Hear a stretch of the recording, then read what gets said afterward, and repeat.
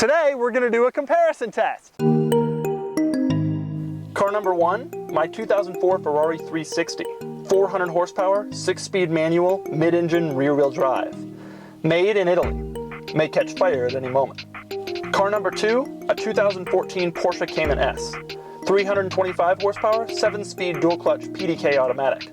Also mid-engine, also rear-wheel drive. Made in Germany. Everything works with precision.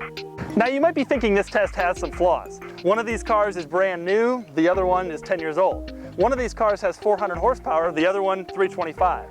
If you're thinking that, I would say... You're exactly right. This comparison test is ridiculous, and no one should ever listen to any of my advice when it comes to buying a car. Now, let's get started. Styling is, of course, very subjective.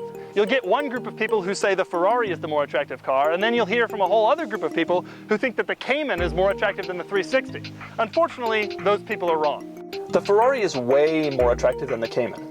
It has this beautiful Italian look, penned by the legendary Pininfarina. It's wide, it's low, it's everything you want your sports car to be.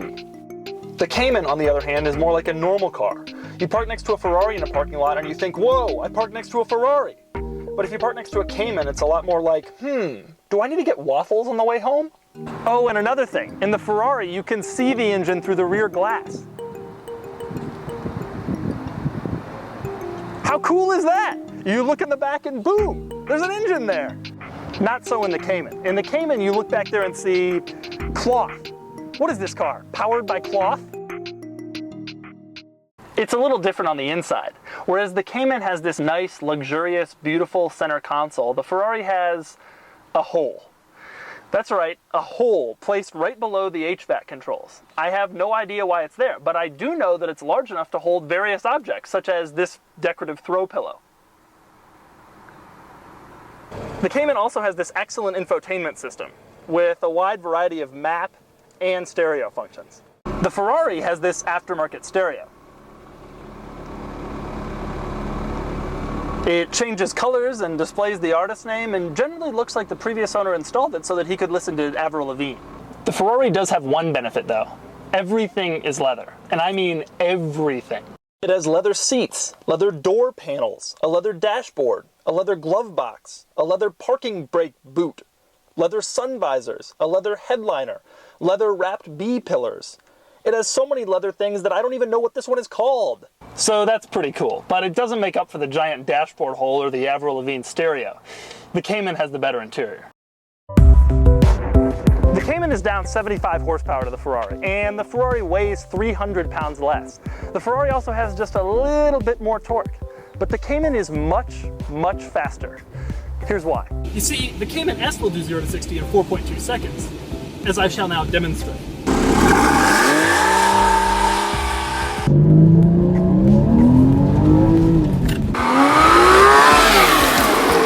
The Ferrari will also do 0 to 60 in 4.2 seconds, theoretically. Now, it won't actually go that fast, because when you own a used Ferrari, you never really floor the accelerator and take it up to 9,000 RPM and jam it into second. Instead, you take a nice, leisurely, slow start, and you primarily hope that it doesn't catch on fire.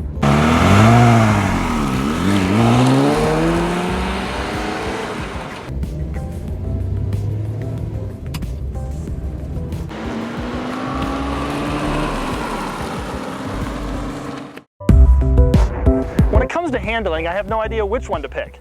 All I know is they're both awesome.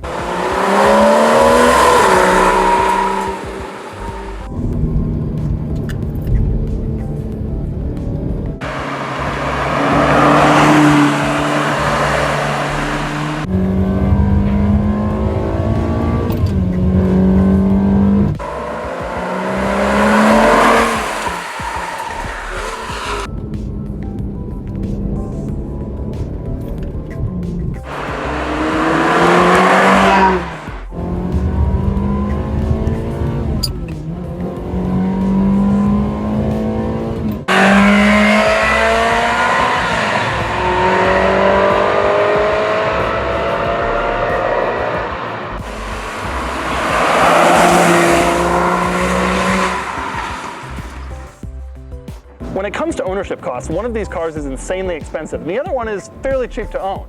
And the expensive one is the Porsche. You see, while the Ferrari has a reputation for being unreliable, the Porsche has to undergo the miracle of depreciation. And that means if you buy one new, you're going to lose 10 grand per year for the next 3 years. Yes, the Ferrari will have repair costs, but it's very unlikely that they'll get anywhere near that level. So the Ferrari is cheaper to own if you don't drive it that much.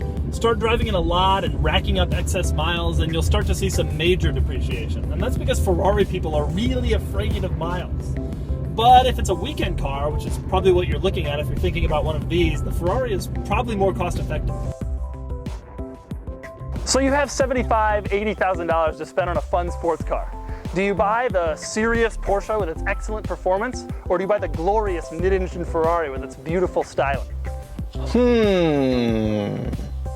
No, I'm just kidding. There's no thinking to be done here. Buy the Porsche. It's a modern car with a long warranty and ventilated this and driver selectable that. It'll never break and you won't have to worry about it when it parks, and it will never ever catch on fire. And you'll get an infotainment system that doesn't look like the kind of thing your daughter's boyfriend bought for his Integra after he saved up his summer earnings from Foot Locker. And when you're driving along in your new Cayman and you see a 360 on the road, you can smile, because you'll have the thrill of knowing you could have bought a 360 and the satisfaction of knowing that you didn't.